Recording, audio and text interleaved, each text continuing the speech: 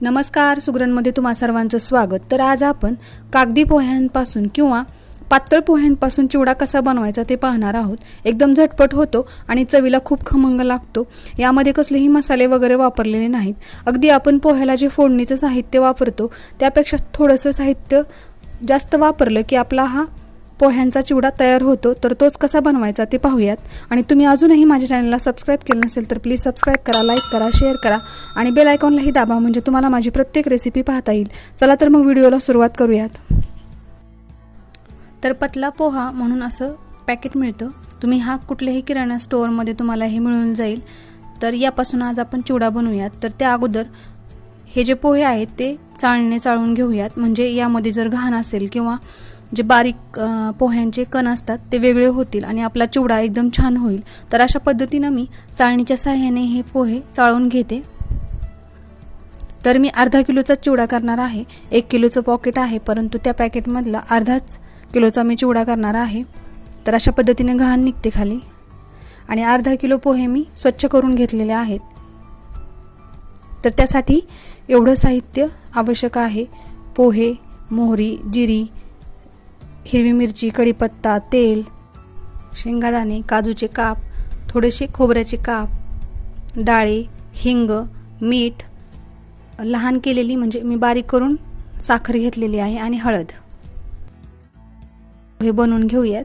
त्यासाठी मी कढई गरम करायला ठेवलेली आहे।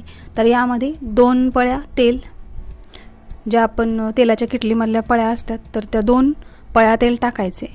तेल छान असं तापलं की यामध्ये सर्वात अगोदर मोहरी टाकूयात।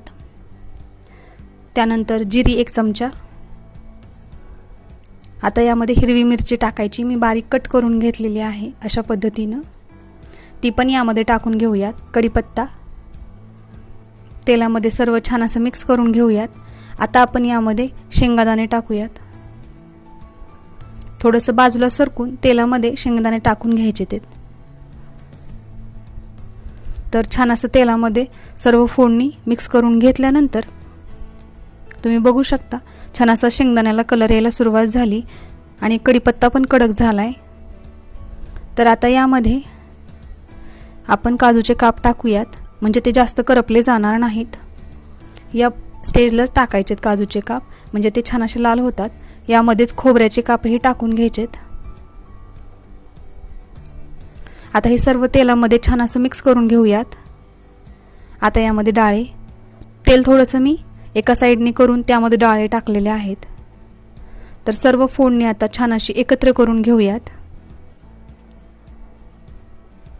तर तुम्ही बघू शकता छान अशी आपली फोडणी तयार आहे। आता यामध्ये हिंग टाकायचे। तर अर्धा चमचा हिंग वापरले मी, तर हिंगामुळे छान असा आपल्या चिवड्याला फ्लेवर येतो। सर्व फोडणी एकत्र करून सतत हलवत राहायचे, कारण करपू शकतं। आणि गॅस कमी ठेवलाय मी, कमी गॅसवर छान अशी फोडणी द्यायची आहे। आता यामध्ये हळद टाकायची। हळद अगदी शेवटी टाकायची आहे, म्हणजे हळद करपली जात नाही आणि चिवड्याला आपल्या छान असा रंग येतो। कधीही चिवडा बनवताना हळद शेवटी टाकायची। आता यामध्ये मी हे अर्धा किलो पोहे टाकून घेते, कारण कढईमध्ये अर्धा किलोच फक्त आपण बनवू शकतो। तर मी अर्धा किलोचा चिवडा बनवते। तर एकदम पांढरे शुभ्र आणि पातळ पातळ एकदम आपल्या कागदाप्रमाणे आहेत, त्यामुळं आमच्या इकडे याला कागदी पोहे सुद्धा म्हणतात। कोणी याला पतला पोहे म्हणतं किंवा कागदी पोहे म्हणू शकता। अशा पद्धतीनं छान अशी फोडणी मिक्स करून घ्यायची आहे। गॅस कमी ठेवलाय मी, तर 5 मिनिटं कमी गॅसवर छान अशी फोडणी पोह्यांमध्ये एकत्र करून घेऊयात। तर तुम्ही बघू शकता छान अशी आपली हळद एकत्र झालेली आहे आणि छान असा चिवड्याला कलर आलेला आहे। 5 मिनिटं कमी गॅसवर छान असा गरम करून घ्यायचा चिवडा। एकदम जेवढ्या वेळात आपण पोहे बनवतो तेवढ्याच वेळामध्ये हे पोह्याचा चिवडा तयार झालेला आहे।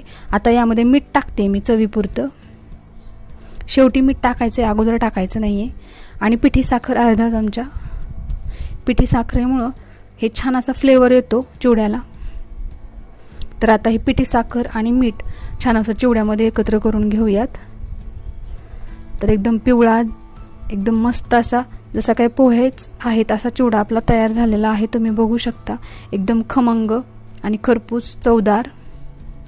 तुम्ही जर हा एअरटाईट कंटेनरमध्ये भरून ठेवला तर हा 8 ते 10 दिवस एकदम छान राहतो। तर अशा पद्धतीने आपला पतला पोह्याचा चिवडा किंवा कागदी पोह्याचा चिवडा तयार आहे।